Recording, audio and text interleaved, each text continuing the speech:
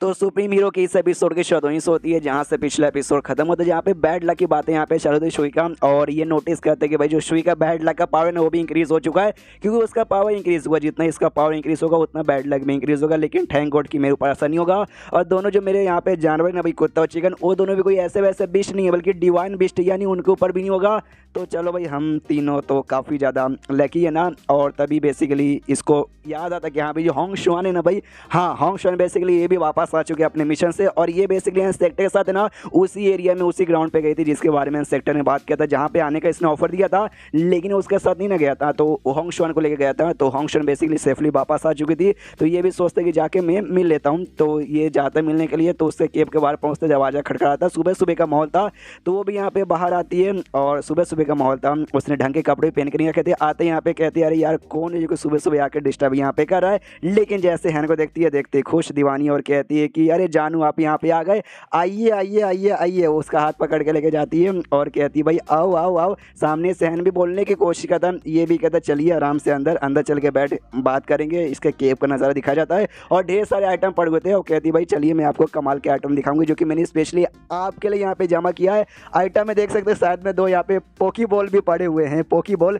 दिखा दियो। कहती ये देखिए भाई, जब मैं गई थी ना सेट के साथ उस एरिया में, तो हमने बहुत ही भाई एक्सप्लोर किया, ये हो गया और इतने सारे ट्रेजर मिली है। आपको जो भी पसंद आता है ना आप सब यहाँ पे रख सकते हैं, आपकी मर्जी। आपको अगर पूरा चाहिए तो आप पूरा का पूरा भी यहाँ पे रख सकते हो। हैन यहाँ पे नोटिस करता है कि बेसिकली इसके दिल में जो मेरे फीलिंग है आई नो, लेकिन भाई ये जो भी आइटम है ना सबका सब बेसिक है, सबके सब एकदम ऑर्डिनरी है। मैं इसको मना कर दूंगा कि नहीं भाई बेकार है, मुझे नहीं चाहिए, तो भाई बेचारी को यहाँ पे बुरा लगेगा, इसलिए भाई ऐसा नहीं बोलता हूँ। 1-2 आइटम कोई अच्छा खासा ढूंढ के यहाँ पे ले लेता हूँ और तभी उसका ध्यान जाता है भाई ये आइटम की ओर जो इसको काफ़ी अच्छा यहाँ पे लगता है। और वो आइटम ऐसे मेमोरियल टैबलेट है, जब बंदा कोई मर जाता है तो उसके मेमोरी में यानी उसके यादों में बनाया जाता है, उस पर उसका नाम वगैरह उसके बारे में लिखा रहता है। लेकिन इसके ऊपर कुछ भी यहाँ पे लिखा हुआ नहीं था, उसमें से इसको बहुत ही अजीब सी फीलिंग महसूस होती है। ये पता करने की कोशिश करते कि हाँ भाई इसमें एग्जैक्टली क्या है, लेकिन अपने डिवाइन सेंस से बस इसको फीलिंग मालूम चलता है, उससे ज़्यादा कुछ भी इसको मालूम नहीं चलता। यानी इसके अंदर कुछ तो है, कोई ऐसा वैसा फालतू चीज़ तो नहीं है, ये कमाल का चीज़ यहाँ पे हो सकता है। तो मुझे शायद अपना जो डिवाइन सेंस है ना उसके ज़रिए भाई अपना कॉन्शियसनेस को इसके अंदर डाल के चेक करना चाहिए कि एग्जैक्टली भाई इसके अंदर यहाँ पे है क्या। और तभी बाजू में जो होंग शुआन थी ना भाई, वो यहाँ पे देखती है भाई कि हैन लंबे से बाद मुलाकात हो रही है और इतने पास है, तो भाई बहुत ही मैंने कमी देखा है। यानी मौके का फ़ायदा उठाने का बारी आ चुका है। और कैसे उठाती है हमें आगे दिखेगा। इतने में अपना डिवाइन सेंस यूज करके अपना कॉन्शियसनेस के ज़रिए उस टैबलेट के अंदर पहुँचता है, यानी वो जो लकड़ी का था भी मेमोरियल टैबलेट, उसके अंदर जैसे जाता है तो मालूम चलता है इसके अंदर ने कमाल का हेवेली पपेट नाम का भाई एक टेक्निक है, जो टेक्निक बोल सकते हैं पपेट यहाँ पर है, जो कि पूरा का पूरा स्पीच से यहाँ पे बना हुआ है। और जैसा ये होस्ट यहाँ पे चाहे ना तो उसको कंट्रोल यहाँ पे कर सकते हैं, यानी जो मालिक यहाँ पे रहेगा वो उसको यहाँ पे कंट्रोल कर पाएगा। जैसे कि तुम्हारा क्लोन हो गया, जैसे तुम अपना क्लोन यहाँ पे बनाते हो वैसे भाई तुम इसको यहाँ कंट्रोल कर सकते हो आराम से। और इसको एक्टिवेट करने के लिए स्पीच एनर्जी यहाँ पे चाहिए, जैसे कि मैंने बोला। लेकिन स्पीच एनर्जी जैसे यहाँ पे खत्म होगी वैसे भाई ये क्लोन भी खत्म हो जाएगा। और इसका वीकनेस ये है कि ज़्यादा लंबे समय के लिए यहाँ पे टिकता नहीं है। तो इसके ये जो भी थोड़ी बातें थी ना भाई वीकनेस वगैरह, ये देख के इसका भी दिमाग खराब किया है। अरे यार अच्छा है, लेकिन साथ ही में वीकनेस भी है।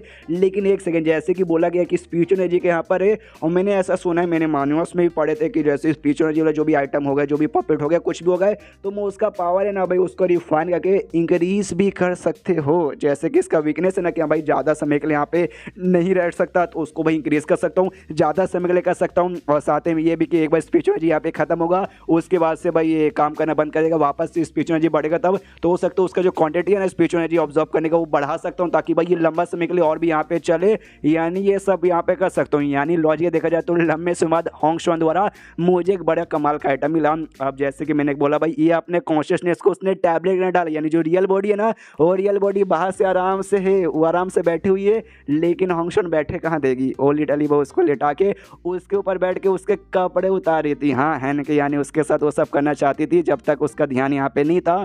तो सामने से ये भी अब उसकी आँख खुल जाती है, अपने कॉन्शियसनेस को अपने बॉडी में वापस लाता है।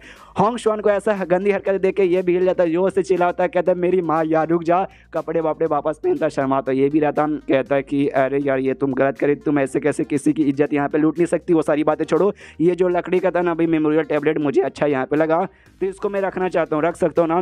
तो पीछे से शर्माते शर्माते वो भी कहती है हाँ रखिए यार, मेरे पास जो कुछ है ना भाई मेरा सामान जान, यहाँ मैं खुद, मेरी इज्जत, मेरी बॉडी, मेरा पूरा जिस्म है, सब आपका हो चुका है। आपको चाहिए तो मैं सब कुछ आपको देने को तैयार हूँ। वो कहता ना, वो सब मुझे नहीं चाहिए, मुझे बस ये लकड़ी का टुकड़ा चाहिए, मैं लेकर जा रहा हूँ। और होंग शन उसे बस शर्माते शर्माते जाते हुए देखती है। और क्या कर सकते हैं, बेचारी को अच्छा मौका मिला था, लेकिन मौके का फायदा बेचारी उठा नहीं पाई। ये वापस अपने केम में लौट जाता है और लौटने के बाद ना जो टेक्निक इसको में था पपेट बनाने का, ये लिटरली अपने जैसा दिखने वाला भी पपेट यहाँ पे बना सकता है। तो आराम से जैसे कि उसने सोचा था टेक्निक को रिफाइन करने का, तो ये बड़े आराम से यहाँ पे रिफाइन कर भी रहा था और ये अच्छे से हो भी रहा था। और मनी मन सोचता है जैसे कि मैंने सोचा था वो काफ़ी बढ़िया है, कोई ऐसा वैसा टेक्निक नहीं है, ऐसे टेक्निक तुम यहाँ पे डिवाइन टेक्निक कह सकते हो, उसके बराबर का है। और उसके भी ऊपर लेवल का आता है एक नया आत्मा तैयार करने का। हाँ, तुम एक नया आत्मा भी यहाँ पे तैयार कर सकते हो, लेकिन वो ना इससे यहाँ पे बहुत ही बोले तो बहुत ही ज़्यादा डिफिकल्ट यहाँ पे होता है। लेकिन ये बात पपेट तैयार करके तुम पपेट यहाँ पे बना सकते हो, ये आत्मा से थोड़ा सा कमजोर है। और ये जो पपेट यहाँ पर है ना, वो फाइट भी कर सकते हैं, हालांकि उसका पावर ना मेरे जितना यहाँ पे ज़्यादा स्ट्रॉन्ग नहीं रहेगा।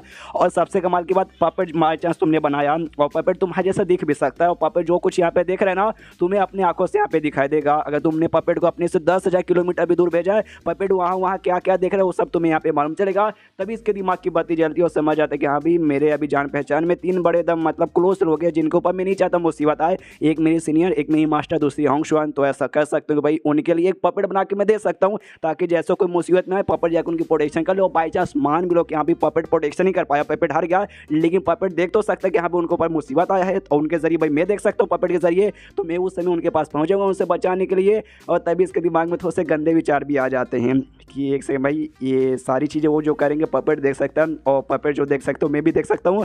तो बाई चांस भाई नहाते नहाते कपड़े चेंज करते करते, ओ माय गॉड भाई, अरे ये सारी बातें मैं क्या सोचा भाई, पपेट बनाने पे ध्यान देता हूँ, तो अपना पपेट बनाने पे ध्यान देता है। लेकिन इसने जितना आसान सोचा था ना, उतना आसान यहाँ पे नहीं था। लिटरली बहुत मेहनत लगता है और बहुत मुसीबत आती है, पूरा खून पसीना लगा कर, तो भी इसको 2 साल टोटल यहाँ पे लग जाते हैं 3 पपेट बनाने के लिए, तीनों के लिए ऑफकोर्स एक एक।